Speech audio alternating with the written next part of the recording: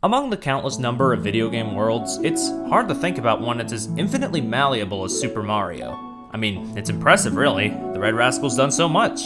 Jumping, medicating, playing sports, even simulating bankruptcy. Oh dear. And yet, among all these different forms, Mario as a series feels complacent with itself. I mean, don't get me wrong, we all mentally feel like New Super Mario Bros. 2 at some point, and good old Mero's gone outside his comfort zone before. Whether it's for better, or not. But it seems like we either get, yep, that's Mario, or wait, that was Mario? And despite the series rarely leaving those two zones, I'm always wanting to know more about this world, what lies beyond the Mushroom Kingdom. And there's a reason for this, beyond my whole rampant obsession with mushroom people and cartoon plumbers. It's because, over 15 years ago, there was a game that showed me just what this world was truly capable of. Familiar yet fresh, there's a sense of discovery, and traveling with old and new friends. Its gameplay was strong, but its world was even stronger. Superstar Saga is a Mario adventure in the purest sense. Oh hey, and he brought his brother this time too. Yo!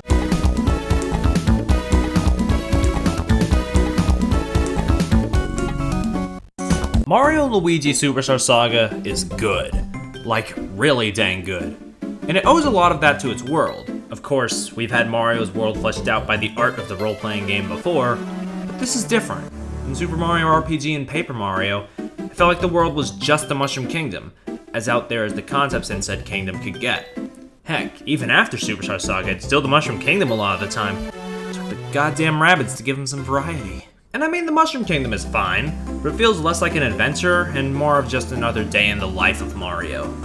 Superstar Saga is a crisp reminder that this series is more than just Koopas and Goombas and... Ew. The Bean Bean Kingdom is where you spend 95% of your quest, on a journey to rescue Princess Peach's voice. Without her voice, she can only drop F-bombs. You fucking dick! Poor girl. So we set out to the Bean Beans to get her voice back from a delightfully devilish foe that we'll gush about later. The kingdom neighbors the Mushroom Kingdom, which helps the game stand out while not being too alienating.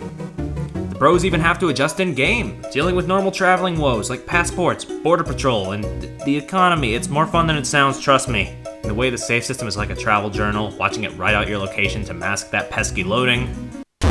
Beautiful. After a pretty hostile welcome, you get to see a lot of the Bean Bean Kingdom in all of its eccentric glory. Look at all these new faces, the enemies, both old and new. The cafe where the beans grind and drink beans? What the heck? Disregarding that, the Bean Bean Kingdom, in the context of the game, thrives by giving just enough old with plenty of new to go around. For every arcade Mario Brothers or Goomba, you get something truly inspired.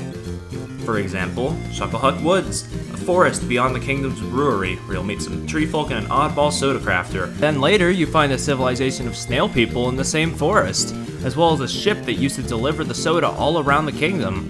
Unfortunately, everybody on that ship is now a skeleton. And there's also a skeleton monkey. Wait, what? Hoo Hoo Mountain, just outside Hoo Hoo Village, sees you scaling the peak. And once you reach the top, you can get a good bird's eye view of the kingdom. Ah, that's great! And the kingdom isn't all beans either. After a certain point in your journey, you find these mysterious creatures, the Ohojis. They seem innocent and cute enough, though. Digging deeper than the surface level shows they may have more secrets than they let on. It has been 3 weeks since our research expedition arrived here. The time, it speeds by. Today we made a most surprising discovery. We approached the Red Ohoji and happened to ignite it in a bizarre accident. The moment this Red Ohoji was touched by the flames, it turned into a monster! Unfortunately, the researcher who was attacked then transformed into an Ohoji. We must conclude that it is best not to approach an Ohoji if one plans to set it afire. Okie dokie. Bye bye. This, among many other examples, shows that the Bean Bean Kingdom is vast, interesting, and super expansive. There's a lot to love here. I could go on, but part of the joy of this world is learning about it for yourself. Each area in the kingdom feels like an episode of a cartoon, piecing together a bigger world. It's really endearing. So, this is all well and good, yeah? The Bean Bean Kingdom feels like a real place. Neat, whatever. But without the proper characters to liven things up, Superstar Saga's world would ring a little hollow, yeah? Well, do I have good news for you? So, this is the part where Perry raves about how Superstar Saga's cast is the best in the franchise, yeah? Yeah, the assortment of friends and foes you meet throughout your adventure here is astounding. Lean beans, queen beans, whatever the hell that thing is. Long toads, oh, that's cursed. And just when you think the game's throwing all it can at you, Christmas crab. There's a lot of ways to dissect what makes it all click, despite its seemingly random nature. Like how your beanish allies directly parallel the Mushroom Kingdom versions, which leads to some fantastic characterization. For example, Prince Peasley, as opposed to the more humble Mushroom Kingdom plumbers, is more cocky and chauvinistic. He's got this ego about him, wanting to make his presence known at every opportunity, sparkling so bright he puts Galeem to shame. He just adores the attention, regardless of if he actually gets any or not. His heroic theme tune blaring every time he enters a scene is the cherry on top. It sounds excessive, but it's a real treat. No wonder Luigi takes a liking to him. Queen Bean is sort of an inverse Princess Peach. Instead of being dainty and regal, she's infectiously jolly. Seriously, look at this lass. I love her.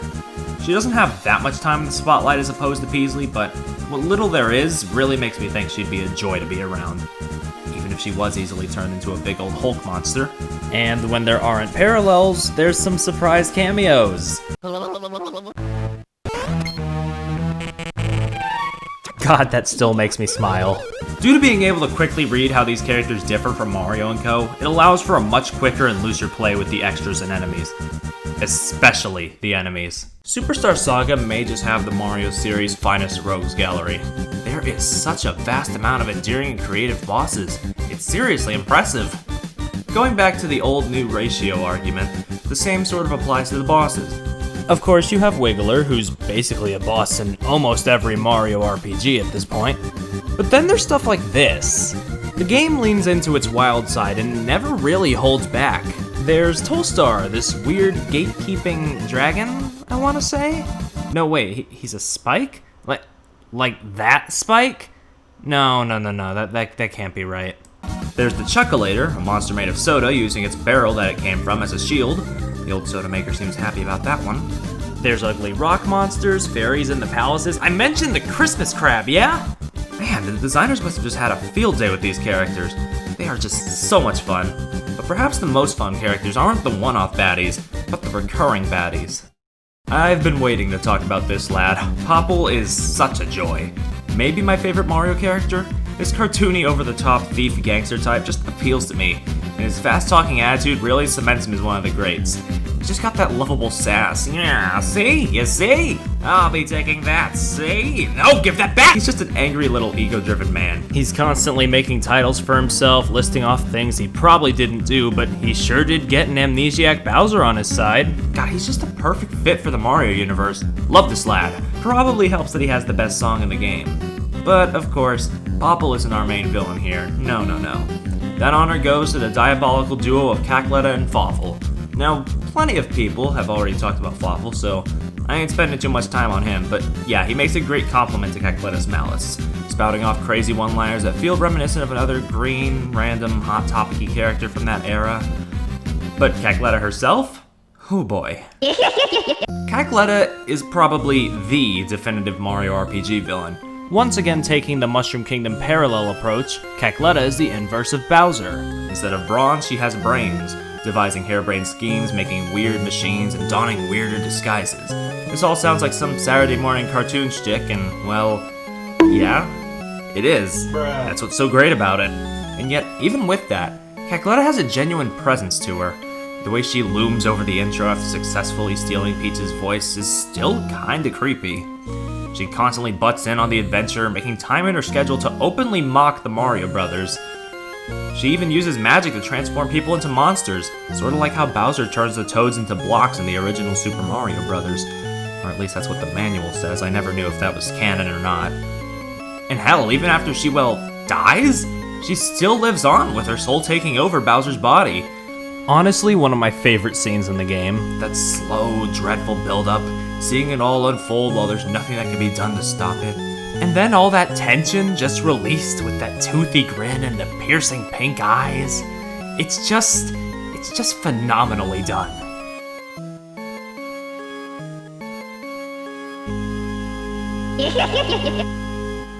So the new world and new characters are pretty derivative. The story is a new take on an old format. It's great, right? Yep.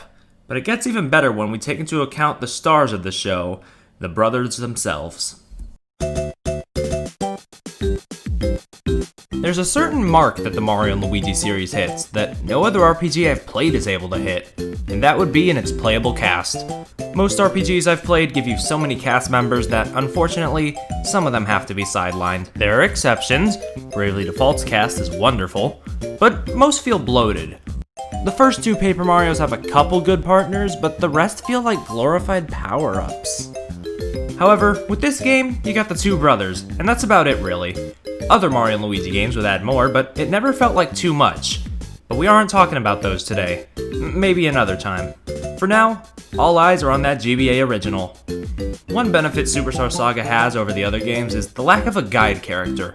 Later games would add these tutorial characters that, while endearing sometimes, were still absolutely tutorial characters, there to guide new players in the right direction, even though with proper world design that wouldn't be a problem. Here, everything you need to know in the moment is expressed through the brothers pantomiming, sort of spiritually succeeding Mario doing the same thing in Super Mario RPG. And when there are tutorials and explanations, they aren't too forced or hand-fisted.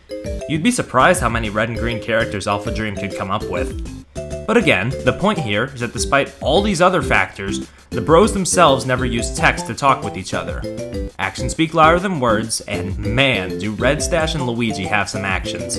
Cooperation is the name of the game here, as two heads are better than one. The developers really like that aspect, and I can't blame them. You can combine jump powers to reach new heights and lengths. You can use your hammers to enter small spaces, even harness the elements later on.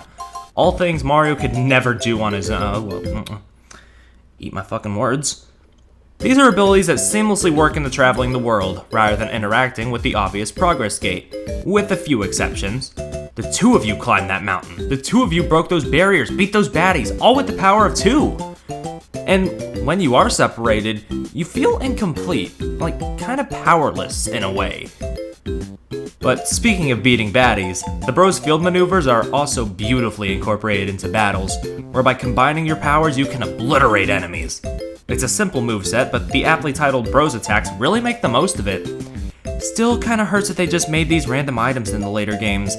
These maneuvers that you had to learn and then master, and then they advanced, that was great! I still don't know why they got rid of that system. Takes away a little of the charm in my opinion. But anyway, what happens when you try these moves in the field, before you learn them? Hammer! Ah. See that?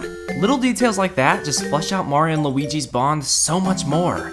They work together on this adventure, yet you can still make them get into little spats sometimes. Can't say sibling rivalry without sibling after all. Luigi's name is constantly forgotten by NPCs, but he's not characterized as bitter at Mario because of this.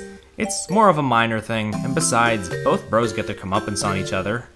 Mario can turn Luigi into a surfboard and travel the oceans. Luigi can waterlog Mario multiple times and use him as a projectile weapon. And yet, they still stick together.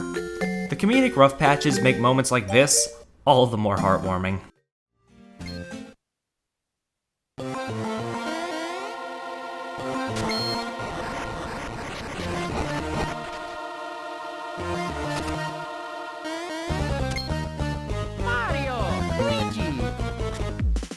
I love this characterization.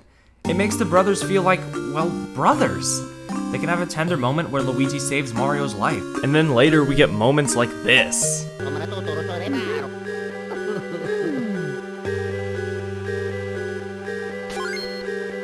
What do you want me to do? Dress and drag and do the hula? We appreciate Super Mario Adventure's references in this household. This balance of heartfelt and wacky, this is what elevates Superstar Saga for me personally. It's not the brothers babysitting, or the brothers and Bowser, it's just the brothers in a new environment. And their bond is more or less the cornerstone of this whole game, which makes it click. The other RPGs have their own sets of partners, and that works in its own ways, sometimes. But traveling a new place with someone you know, opening up a little more to them, playing tricks and sharing memories, this is what makes Superstar Saga stand out among all else. Both parts before this may have focused on the Superstar Saga aspect of the game, but that would be meaningless without those three words before it: Mario and Luigi.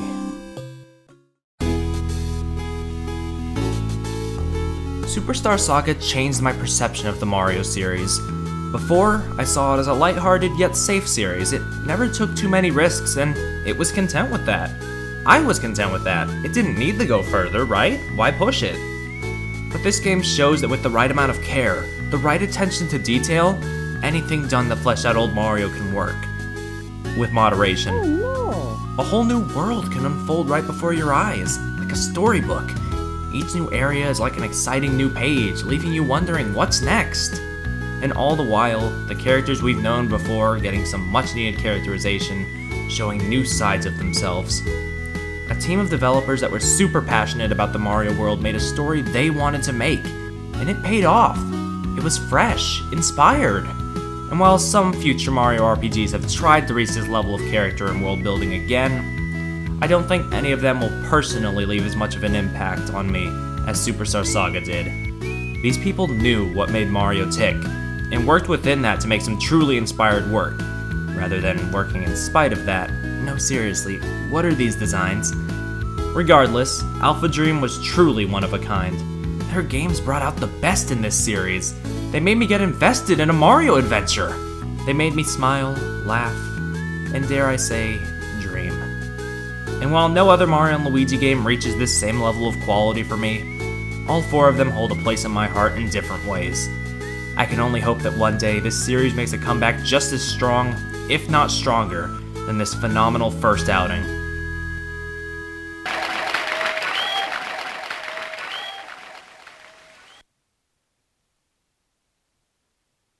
Hey, wait, what about Bowser? Hello to everyone who watched this to the end, or skipped to the end, that's fine too.